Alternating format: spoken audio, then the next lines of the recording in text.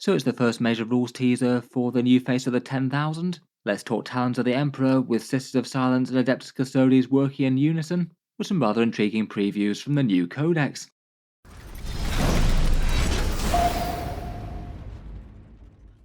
Hello and welcome back to Auspex Tactics, where today we're talking Custodes, and in this video I thought we'd do a roundup of Games Workshop's latest rules preview for the faction, showcased on Warhammer Community. Games Workshop really have been keeping the news for these guys coming. As I mentioned before in the previous videos, this one really is a mammoth week for Warhammer 40k.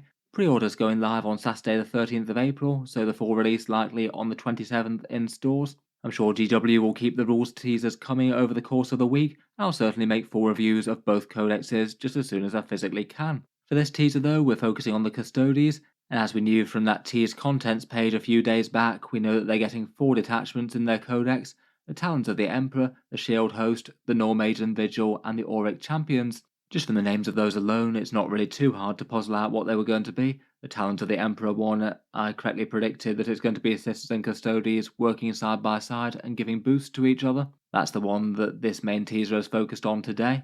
The Shield Host is the one that we have currently, which will be focusing on standard Custodes. Games Workshop did say that it's been redone in some form in the article. I'll talk about that exact hint later. The Normaiden Vigil looks like it's going to have entirely rules for supporting the Sisters of Silence, probably going to be as many of them as possible, plus some supporting Custodes to do heavy lifting. And then finally there's the Auric Champions. If going by the box set, then it's going to be things like Custodes, Terminators, Wardens, and Bikes at the forefront, more so than the Custodian Guard. My guess is that this is going to be a bit of a focus on, say, the elite of the Custodes, though it's not exactly like the standard Custodian Guard aren't elite. I suspect that we might see some stratagems locked to specific units, but I guess we'll wait and see on that front. In any case, as mentioned, today we've got previews of the Talons of the Emperor. Definitely an interesting one, seeing as it's likely to be perhaps the most core detachment, with options to support the entire range, both Custodes and the Sisters of Silence. We'll go through all the details for that, then talk about their teaser for the Shield Host, and the other bits that they showed us on Sunday, the unit list and the changed rules for Trajann Datasheet. As ever, if you were looking to pick up the new Codex, the Auric Champions, or the new Combat Patrol, these will all be going live on Saturday the 13th of April, and buying through any discount retailers in your area could save a bit of money versus Games Workshop. The ones down in the video description also help support Auspex Tactics as well as giving you some discounts. The kits and books should be going live a little after midnight in the USA and Canada. That'll be midnight Central Time for Wargame Portal, and it'll be 10 AM for Element Games here in the UK. All can be nice ways to save a bit of money versus Games Workshop, and does help support Auspex Tactics a bit, so a massive thank you to any of you using those. On with the preview today though, and let's take a look at this Talons of the Emperor detachment. The core rule is an interesting one. It's basically a 2-part special rule, all focused around the Sisters of Silence and Custodes standing next to each other, and when they do so they get a bit stronger. Overall it feels like the rule doesn't help the standard Custodes out quite as much as the current Shield Host rule, though it does feel like it helps out the Sisters of Silence quite significantly.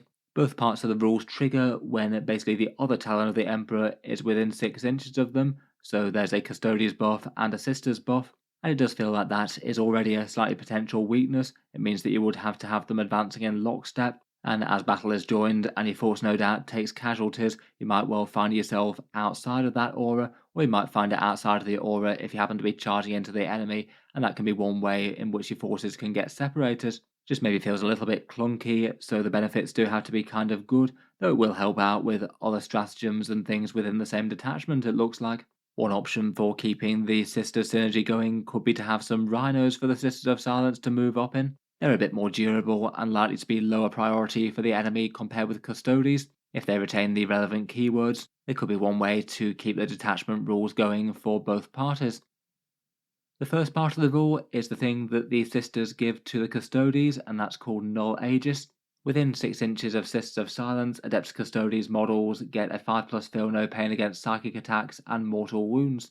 It does look like this would also affect the Sisters of Silence themselves, as they do have the Custodes keyword. They already get the feel no pain against psychic attacks, but I guess this would give them a little bit of mortal wound protection on top of that. Otherwise though, the rule does generally feel like it's a weaker version of the current Shield Host rule, the one that gives you a 4+ feel no pain type save against mortal wounds and devastating wounds. I feel like in general, devastating wounds are more commonly a threat versus psychic attacks, though it might vary a little bit from list to list. if you're playing something like Thousand Sons or maybe Tyranids with Maleceptors. I don't know if there might be some sort of chance of this getting errated, given that Devastating Wounds don't affect this. It felt like the change from Devastating Wounds being mortal wounds to not mortal wounds was probably something that happened before this book was sent as a final draft to the printers. It does mean the Custodies in this detachment will currently have no protection against Devastating Wounds, which is a pretty big blow to things going through their high armor saves and invulnerables.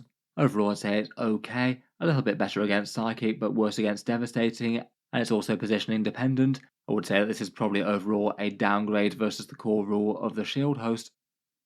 There is a second part to the rule though, which boosts the Sisters of Silence when an Anathema Psychana unit is within 6 inches of any of your Custodes units. The Golden Boys inspire them to greatness, and they get a +1 to their hit rolls. On the face of this isn't awful, but I feel like unless things majorly change for the Sisters of Silence on their data sheets, it's not going to be that meaningful. Prosecutors are armed with basic bolters. Unless they are targeting their favoured prey and psychers, they're not going to be very meaningful whatsoever. So getting a +1 to hit is kind of meaningless for them, I think. Witch Seekers can have some threats to infantry, given they've got really quite a lot of flame attacks, but they don't get hit rolls in the first place. Kind of a shame that they weren't thought about in this particular boost, given that they're basically one out of the 2 threatening Sisters of Silence units out there. So it feels like the only squad that it's going to be super good on would be Vigilators, going from hitting it on a 3+ to a 2+ on those Executioner Great Blades that they have. Again, it's not awful, it's a meaningful damage boost there. Though it's not like they're currently getting regularly played in tournament lists. Maybe this detachment might be enough to tip the balance though, who knows. Overall, I would say that the core rule maybe isn't the strongest part of the detachment that we've seen so far. The Custodes' defensive rule does seem weaker, and I'm not sure that the benefits for the Sisters of Silence quite do enough to make up for it. Doesn't mean that the detachment's going to be weak overall though, as these stratagems and enhancements and things can have a very big effect as well. Talking of which, we've got 2 stratagems showcased. The first one is Taloned Pincer. This one's a battle tactic stratagem, and it's basically a reactive move style stratagem. When an enemy unit moves within 9 inches of your unit, you get to make a normal move of 6 inches. Really quite a nice ability to have in the first place, and certainly on very scary models like Custodian Guard and friends. And potentially you could be using this to affect both a Custodes unit and a Sister of Silence unit, if both a Custodes unit and a Sister of Silence unit both trigger the use conditions for this. Overall, I feel like this one's a really powerful one to have for the Custodes. Their normal playstyle is stomping up big tough golden boys into the midfield and fighting over those objectives. The enemy is going to need to move close to those objectives to try and contest and take them. You could use this to pile more bodies onto said objectives, or maybe move them back behind a line of sight blocking ruin to stop the unit being shot at all, or potentially backpedal from an oncoming charge on an enemy unit, so rather than get charged by the enemy, they might now be out of range, and in your turn you can move up and be the ones to do the charging yourself. Overall seems good. I'll probably mainly focus on the actual Custodes doing this. The Sister of Silence, if they can do it at the same time, it is a nice bonus as well, I guess. It's also a battle tactic, so you could potentially do it for free with a shield captain. Next up, the other one is a perhaps surprisingly powerful shooting buff called Talons Interlocked. This one's 1 command point for units to gain an extra AP and +1 strength in the shooting phase for 1 CP. You use this on infantry units, so it can't affect the bikes or anything like that. The downside being that your unit can't target different enemy units and you can't split fire. As with the other one, you can just use it on any one unit, or you can use it on 2 units if they both satisfy the conditions, provided one of those units and only one is Sisters of Silence, so you could say have some Adeptus Custodians and some Sisters Witch Seekers all wail on this one poor unit. Custodes are definitely known for their melee far more than their shooting, but I really wouldn't underestimate this one. The shooting they do have is accurate and usually damaged too, and it could kill a surprising amount of enemy space marines or light infantry. And the bit of shooting that you do get is super important for not having to go and engage that unit in charging if you can whittle down 1 or 2 squads with Guardian Spear fire and stuff. This one on the face of it seems great for the standard Guardian Spear profile for Custodian Guard. Potentially Strength 5, AP 2 and Damage 2 is very threatening to Space Marines, and just far more threatening in general, plus you might get double shooting and reroll wound rolls depending on where they're set up. Seems great for the Adeptus Custodians with the grenade launchers plus the spear shooting as well. That's a lot of AP2 firepower. It might be enough to make the Sagittarium worth considering with the Forge World ones, and the Witch Seekers Flamers with the Sisters of Silence do seem particularly savage with this. For an 130 point unit, you could have 10d6, strength 5, AP 1, damage 1 auto hits, all with ignores cover, and that's going to do significant damage to any infantry out there. You're averaging around about 5 standard space marines toasted there. Again, I feel like this one could be a really quite interesting one, and you can get it for free with a shield captain, as it's a battle tactic once more. Finally, for the Talons of the Emperor, there's two different enhancements. The Gift of Terran Artifice gives you +1 to wound for the Adeptus Custodes melee attacks. Seems like this one's a really hard one to go wrong with, whether you use it on a shield captain or a blade champion. Both are great. They both have pretty threatening mid-strength attacks, so +1 to wound is just amazing for tangling with tougher stuff out there, things like toughness 10 to 12 enemy vehicles. The blade champion in particular seems like that to be really nice with the Victor's profile on the Vault Swords. Strength 6, AP 3 and damage 3 just seems way more threatening if you've got +1 to wound there. Whether it's actually worth it or not will depend on the cost though. If it's cheap, then this one is very easy to take just as an extra damage boost. Otherwise, the second one is Radiant Mantle. This one again seems really very usable. A nice -1 to hit for the bearer's units for enemies that attack it within 12 inches. Nice to have that passively on any big tough unit of Custodian Guard or Wardens in the midboard. It'll basically always trigger in melee, so it makes them even more indomitable to charge than they already would be, and could be okay in a pinch for close range shooting too, though it wouldn't affect any sort of long range guns trying to destroy the unit. Again, I guess it would be points dependent, but this seems absolutely fine to have in the midfield. Maybe even more intimidating on Wardens, given that they already have so many barriers to damage. You could be -1 to hit, wound, and also get their feel no pain at the same time, potentially. Overall, I'd say it broadly seems interesting enough. My first take on those is that the detachment rule doesn't really seem to be all that interesting. I feel like both of the stratagems previewed are really quite handy ones to have, and both of the enhancements are usable even if they're maybe not game-changing. Hopefully the rest of the detachment still has some interesting stuff. There could be some other really fun things lurking in here. I do feel like Games Workshop tend to show off some of the most exciting options when they do their previews though. Otherwise though, we haven't really had too many hints on other stuff. In the article, Games Workshop basically said that the shield host would get major changes, to the point where it basically feels like a bit of a new detachment compared with what it is at the moment.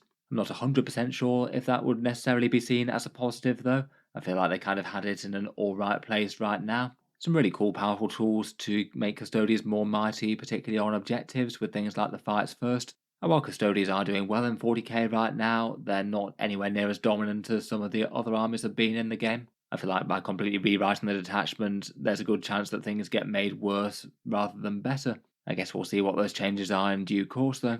Otherwise, looking forward to seeing any other hints as to the Normage and Vigil and the Auric champions. There's a good chance Games Workshop might have some rules for one of these showcased in their battle report tomorrow on Warhammer Plus. I'll certainly be aiming to do a roundup of any rules previews from that one if we do get some fun stuff to talk about.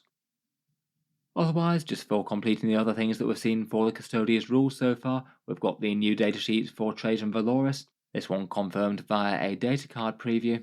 I talked about this the other day, but basically Trajann has been nerfed a bit unfortunately. His shooting profile has been renamed the Eagle Scream, which is all very fun, though it doesn't actually change any of the rules at all. The things that have been changed otherwise are that the Moment Shackle has lost its Fights First option. It's now just the 2+ invulnerable save or the double attacks type thing. Both of those are good, but Fights First was absolutely massive, as it made his unit just phenomenally hard to charge. The other thing that got reined in was his Ignores Modifiers rule. Previously, this would have been great against things like -1 to wound, or -1 damage, or half damage, and now unfortunately it's just been changed to be the hit roll modifiers and ballistic skill or weapon skill ones. Those things are still helpful, but I feel like they're not as helpful as some other things with Custodes. They hit on a 2+ anyway, so a -1 to hit wasn't exactly the end of the world. Never mind the fact that they get a good amount of their damage on 6s with Martial Qatar. It will mean that Trajann Valoris is no longer a good counter to things like Necron Catan and other scary things like that. Overall, really quite big blows here. It maybe feels like Trajann Valoris is now just going to be about adding raw extra hitting power to a unit as opposed to anything too much more subtle. Maybe just doesn't really feel quite as unique as before. I don't know if Games Workshop will keep his points the same or reduce them a bit. He currently is considered very competitive in game, but this will be 2 major nerfs to his profile. Finally, from the Codex Contents preview, we did get confirmation that there won't be any changes to the numbers of Custodes datasheets. I wasn't really expecting any, to be honest. I felt like there was a good chance that everything would remain in place. Perhaps the thing that had the biggest question mark for me was the Venerable Contempt to Dreadnought though. I thought there was at least some chance that that could get removed given that Games Workshop took down the one for the standard Codex Space Marines, keeping Contemptors for the Heresy setting. I guess if you want to use that one, you'd now be using the model from the Horus Heresy range, which is absolutely doable, but Games Workshop seems to want to try and keep ranges as separate as they can these days. As I mentioned in previous videos, it'd just be great to see a whole bunch of the Custodes Forge World range make its way into plastic. Things like the Contemptor Achilles and Contemptor Galatus Dreadnoughts and things will be really good. Otherwise, it looks like the Shield Captain does remain, but only as the one datasheet. I guess that we'll get the Shield and Pyrothite Spear as a war gear option. It does look like it could be one of the best war gear options that they can have, both getting the scary Guardian Spear profile plus the extra wound from their shield. The Melter Gun feels like a bit of a side grade versus the regular Guardian Spear shooting to me.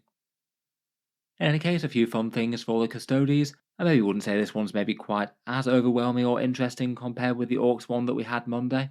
I guess we don't really know the full context yet though. We'll have to weigh this up against the new version of Shield Host plus the other detachments, and it's certainly possible that datasheets and points might change. Look forward to hearing your thoughts down in the comments below though. As mentioned, if you were looking to pick up any of the Custodes at the weekend, all the links to the channel's discount retailer affiliates are down in the video description, and using them can be a way to save some money, as well as help support the channel if you were looking for Combat Patrols or Auric Champion boxes. In any case though, looking forward to hearing your thoughts. I'll certainly be back to talk more Custodians and Orcs later in the week. I feel like at the very least that battle report will give us a few more rules previews, and Games Workshop might keep some articles coming. Feel free to subscribe to Auspex Tactics if you'd like to see any of that, and the full rules reviews for the Custodians and Orcs books.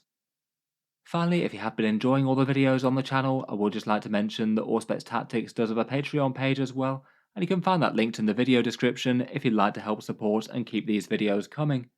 Channel patrons do get a fair few advantages, seeing certain videos early, regular votes to see what sort of things come next on the channel, and automatic entry into the regular prize giveaways with a chance to win some big model kits each month. If any of that sounds good to you, or you'd just like to help support, the link is down in the video description. In any case, a massive thank you for listening, and I'll hope to see you guys next time.